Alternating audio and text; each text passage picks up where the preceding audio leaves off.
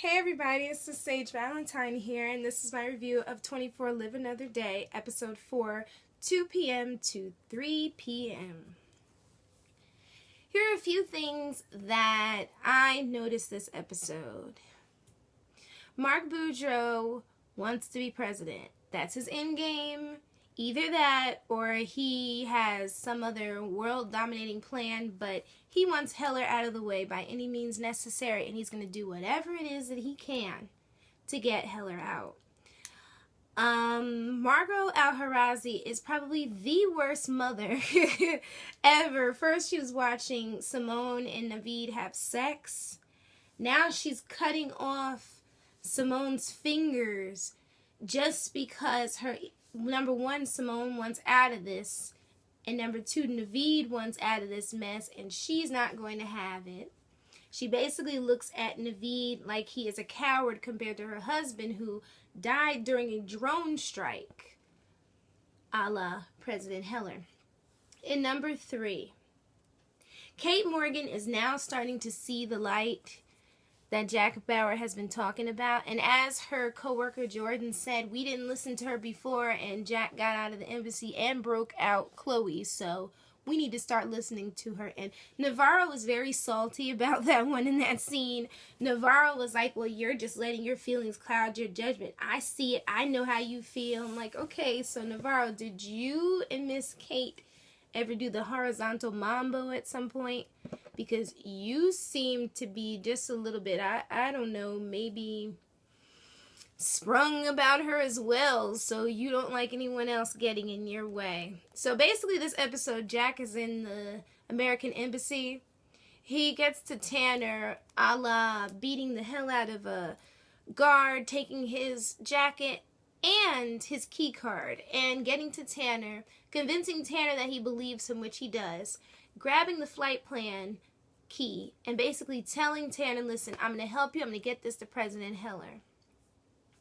Jack is almost in the clear out of the building until Kate Morgan informs the Marines that Jack is in the building and his mission of being in the building, and they shut the entire building down, key card as well, as soon as they get to the room where Tanner is, and find out, unfortunately, that the door is basically locked down and they can't get into it. So Chloe ends up getting Jack into a comm room where Jack is about to upload the information from the keypad, or the flight key thingy. So to make a long story short, instead of Adrian telling them this, Adrian didn't do it. So then as Jack is trying to upload this information to Chloe, and Chloe set up this safe network for him to upload it, Adrian comes over and says, you need an encryption program, so they have to do that, so it sets Jack back. Jack ends up in this room. He had to, take a couple people hostage, which he didn't hurt, but still the point is he had to do it. Then he ended up having to deal with the Marines, having a firefight, and basically waiting for the Marines to smoke him out. But the Marines won't move without President Heller, and Heller is informed after making his speech to the British Embassy, or was that Parliament? One of the two. And Mark just basically spills the beans that Jack is alive. Jack is a part of this, and when Heller finally talks to... No, in fact, he doesn't even say Jack's a part of this. He says Jack took over the U.S. Embassy, and Jack shot some people, and Heller and Audrey at this point are on his side. Heller even talks to Jack. Jack tells him what's going on. Heller believes him until Mark, and his way with words, bring up or allude to the fact that Jack is the reason why Audrey basically, it seems like she had a nervous breakdown at some point. And that's all that Heller needs to convince him, like, listen, okay, Marines, go on in, do what you have to do. But Kate Morgan, in the end, ends up saving the day because Jack barricades the door. He protects the people who are in the room. And Kate goes in through the vents. And she falls to the floor. She's talking to Jack. Jack was shooting at her before she jumped down. But she told him she's unarmed. I'm jumping down. So she jumps down. And she talks to Jack. And as she's trying to talk to him, the Marines come busting in. Not busting in. Busting in the door. Boom! trying to take over the conversation, take over everything. And Kate's like, listen, I got this. He's mine. Ritter, give me your handcuffs. This dude's mine. Get Navarro on the phone.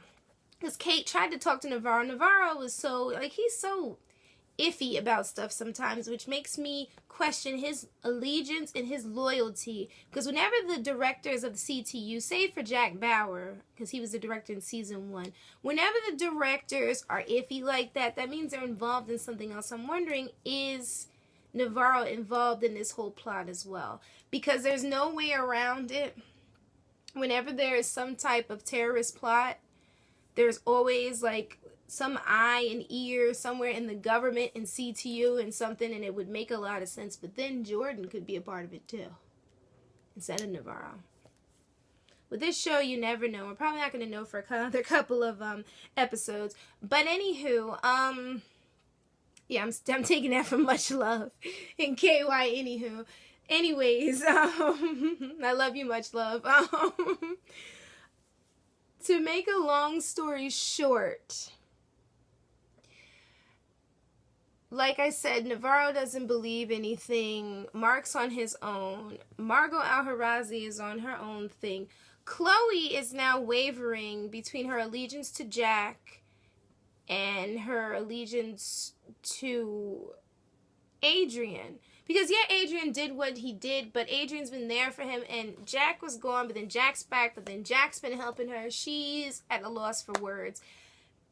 But she did have some type of camaraderie with the Serbian dude, whose name eventually I'm going to get when I do my next review. He said that he saved my life, just like Chloe said, you know what, Jack saved my life, so I owe him mine. And the guy says, I owe him mine as well. Basically, this dude is looking at Adrian like, if we didn't need you, you'd be out of here. End of story.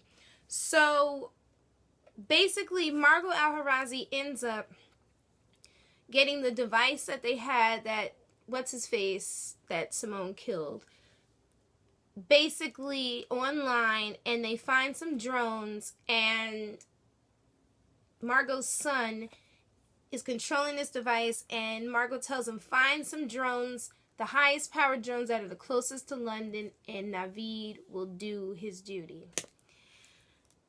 To be completely honest, this episode was everything to me. It was a great episode. I was happy. I had to do this video quite a few times because I was just so overjoyed, so full of emotion. If you watch my videos, you know me. I'm just so happy-go-lucky, emotional, and whatever. But this was a good episode. Like I said, Mark wants to be El Presidente. I've been saying that since my first review. Margot is not by herself. Somebody's backing her. I can't wait to find out who that is. Kate may be in trouble because someone in CTU could be working against her. Could be Eric Ritter and his grumpy self. But then that would be too easy. But then I could see it, though. Anywho, guys, thank you so much for tuning in. You guys have a great rest of your Monday. A great rest of your week. Tune in for my reviews of Survivor and Hannibal's season finales, my Survivor POV, my Mad Men review, and the next episode of 24. Live Another Day on Monday. And happy news, guys. Believe is going to finish out their season, and I'm going to get back to doing my reviews of those, as well as some other surprises coming soon. So thanks for tuning in. You guys have a great week. Enjoy yourselves. Be blessed. Enjoy the last hour of Monday. Have an awesome work day, school day, whatever day. Be happy. And definitely make sure to rate, comment, and subscribe to this channel. Rate and comment for my videos. And definitely, if you love my brand of crazy, just come back. Enjoy. I love all 64 of my subscribers. All of you guys. All you guys commenting, thank you so much. You all take care. I'm going to go back and watch Jericho because I've been on my Jericho kick. I watched the Guardians of the Galaxy trailer. That was epic. I finally got to see Ronan the Accuser's face. That's another reason why I'm happy. But take care, guys, and I'll see you soon. Bye, guys. Bye.